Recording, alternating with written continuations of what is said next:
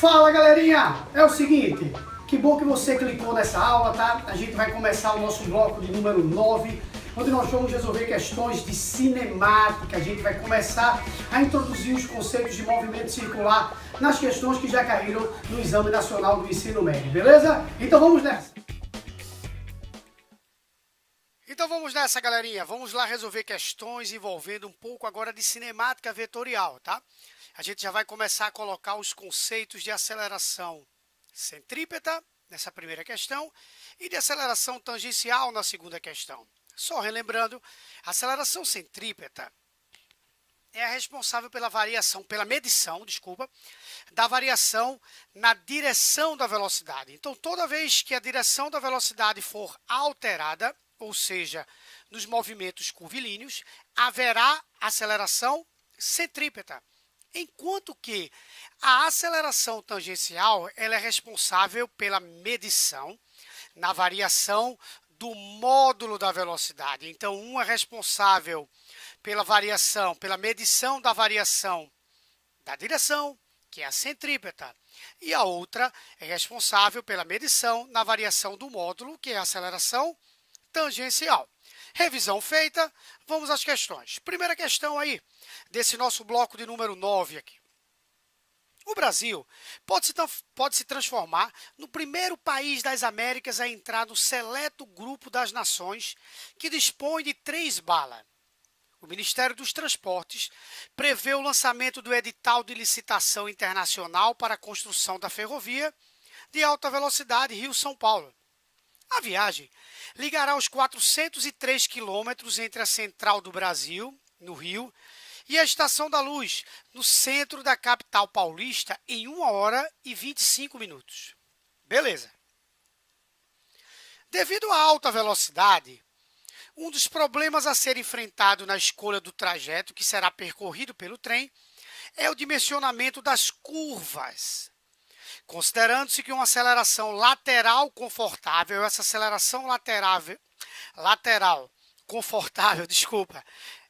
ele está se referindo aí à aceleração centrípeta, tá certo? Porque é uma curva, então ele fala de aceleração lateral, essa aceleração que puxa lateralmente esse trem, tá bom? Para os passageiros, é algo em torno de 0,1 g, em que g é a aceleração da gravidade, ou seja, é algo em torno de 1 metro por segundo ao quadrado, tá certo? Esse g aí, ele está se referindo à aceleração da gravidade, que é algo em torno de 10 metros por segundo ao quadrado. Beleza. Ele quer e que a velocidade do trem se mantenha constante durante todo o percurso, ok? Seria correto prever que as curvas existentes no trajeto deveriam ter raio de curvatura de no mínimo quanto? Qual é a grande sacada aí? Primeiramente, é encontrar a velocidade. Depois, a gente vai para a aceleração centrípeta, que é v ao quadrado dividido pelo raio. Tá? Para encontrar a velocidade, preste atenção que ele disse que a distância a ser percorrida é de 403 quilômetros. Em 1 hora e 25 minutos. Isso faz com que a gente já possa encontrar a nossa velocidade. Como é que nós vamos encontrar? 403 quilômetros, 1 hora e 25 minutos. Então, vamos ao cálculo. Velocidade, ΔS, por ΔT. 403 quilômetros, 403 mil metros, dividido. Aliás, acho mais interessante colocar em quilômetros por hora mesmo. Depois a gente passa para metros por segundo. Então vamos lá outra vez. Porque está 1 hora e 25 minutos, não é isso? Vai dar muito trabalho passar para segundos. Então, ΔS por ΔT. Deixo 403 quilômetros mesmo, tá bom? Você vai concordar comigo no final. E o tempo eu colocarei 1 hora e 25 minutos. 25 minutos é 25 sobre 60 da hora. Ficou melhor, não foi não? Bem melhor. Então, eu ficarei com 403 quilômetros, dividido. No meu denominador, ficarei com 60 mais 25, dividido por 60, tirei o mínimo. Beleza? Então, ficarei com a minha velocidade igual a 403, dividido por 85, repete-se o numerador, multiplica-se pelo inverso do denominador, que multiplica 60, porque o 60 vai para o meu numerador. Efetuando esses cálculos, temos o quê? Bora lá. Deixa eu pegar aqui a calculadorazinha.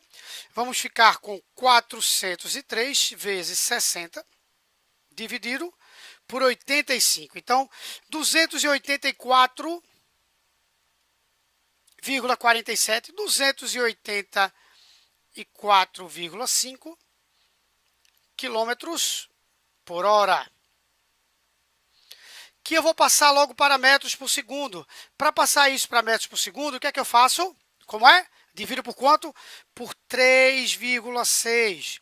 Ao dividir por 3,6, isso aqui vai dar aproximadamente 80 metros por segundo. Então, utilizei a distância dada, que foi de 403 quilômetros, o tempo 1 hora e 25 minutos, passei de 25 minutos para a hora, dividi por 60, fiz os cálculos, continha básica, tá? Encontrei uma velocidade de 80 metros por segundo. Com a velocidade de 80 metros por segundo, para que eu encontre a minha aceleração centrípeta, é super simples, na verdade ele quer o raio. Como eu irei trabalhar agora? Direi que a aceleração centrípeta é V ao quadrado sobre R, tá bom? A aceleração centrípeta, ele disse que é 1.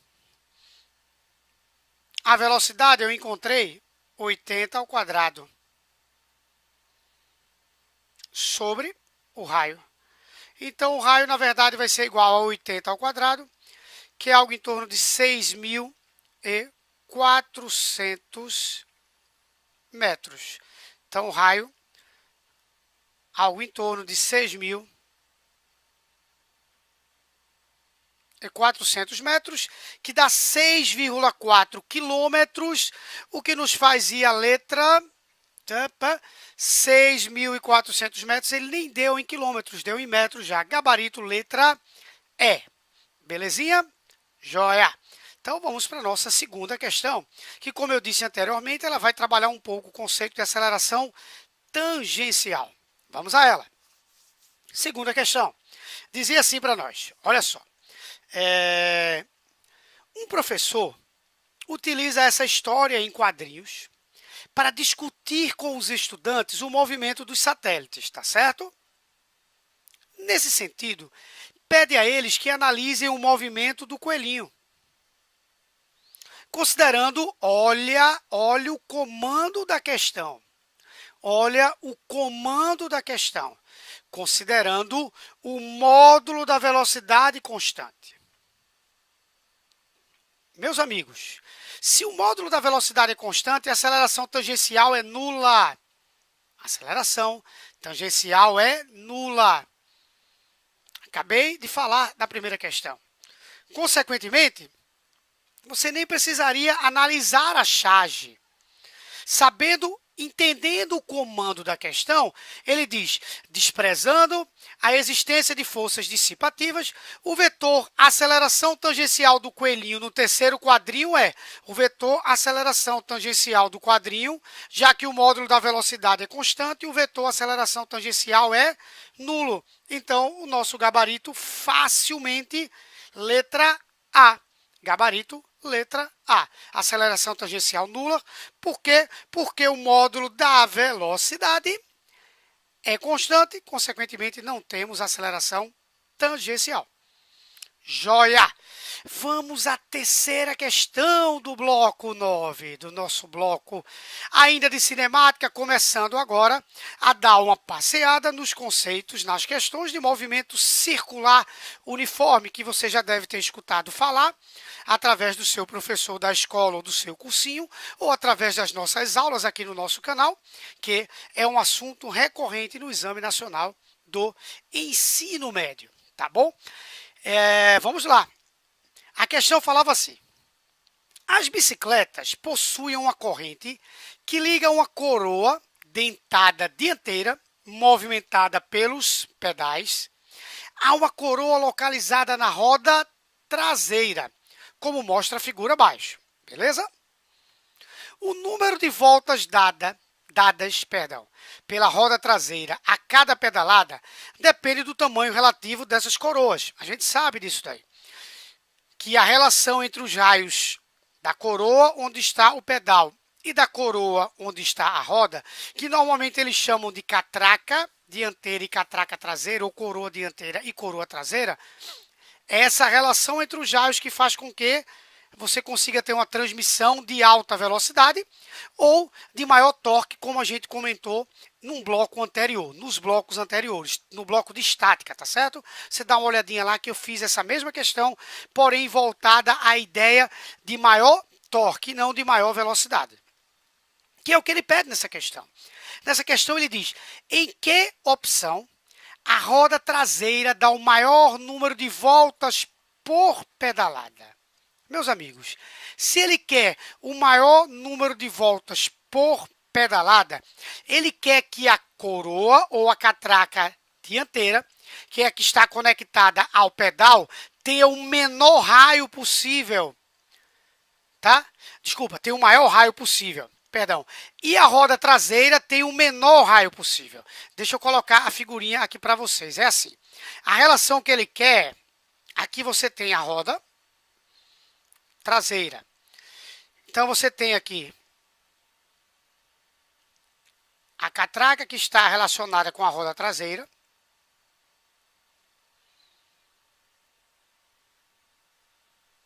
A roda dianteira, ou catraca dianteira, e aqui você tem o pedal.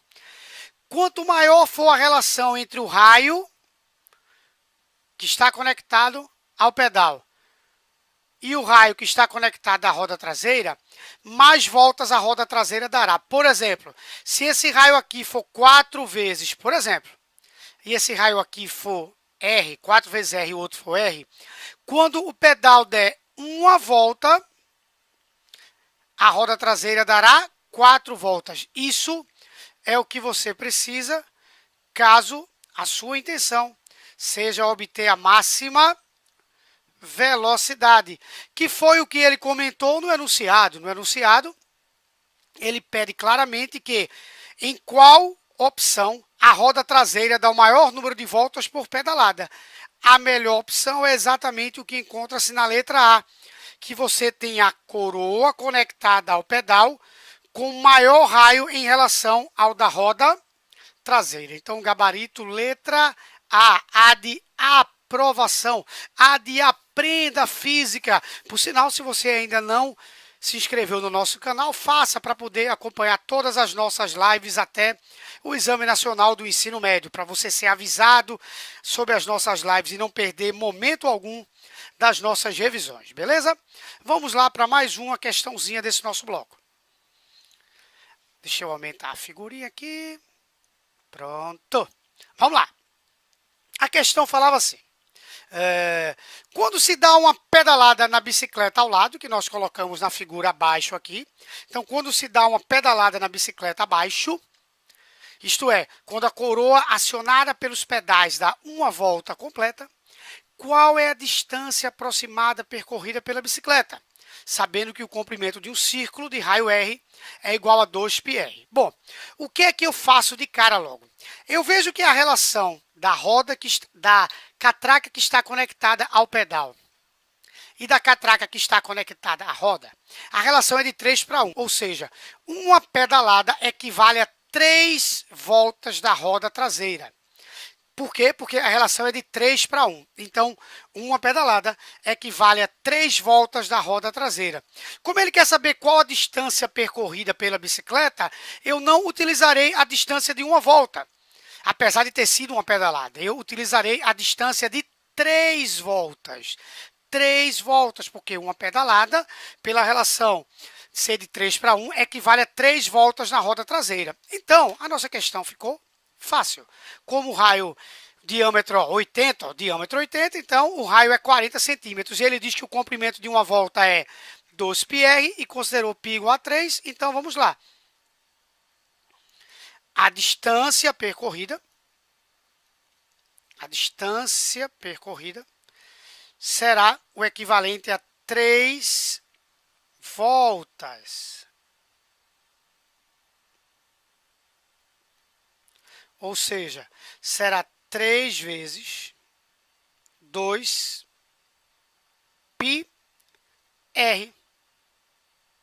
Beleza? Então, a distância percorrida será 3 vezes 2. Π ele pede para que você considere como sendo igual a 3. E o raio 40 centímetros, 0,4 metros. 3 vezes 2, 6, vezes 3, 18, vezes 0,4, 7,2 metros. É a distância que essa roda vai percorrer, consequentemente que a bicicleta vai percorrer. Quando você der simplesmente uma pedalada, essa bicicleta já vai percorrer o total de 7,2 metros, o que nos faz retornar ao enunciado e marcar a letra C. Letra C, 7,2 metros. Joinha? Vamos à nossa última questão desse bloco de cinemática. Bora lá.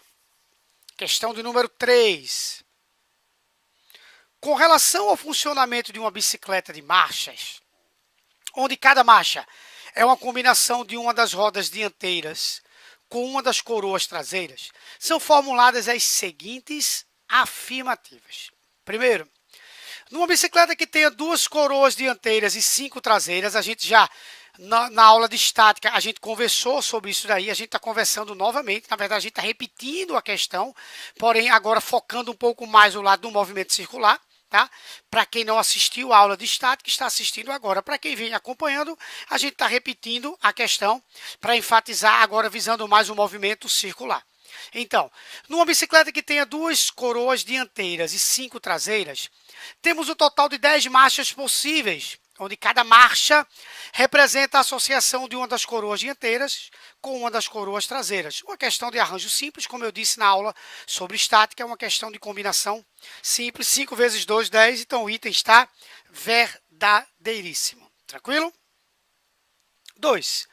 Em alta velocidade, convém acionar a coroa dianteira de maior raio com a coroa traseira de maior raio. Não, a gente acabou de ver. Tem que ser a coroa dianteira de maior raio e a coroa traseira de, exatamente, de menor raio. Então, o item 2 está falso. 3.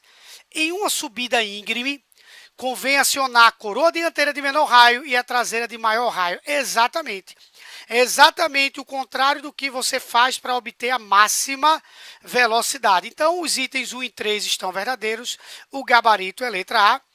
E dessa maneira nós encerramos mais um bloco do nosso projeto de 5 em 5, em que nós resolvemos várias questões do Exame Nacional do Ensino Médio.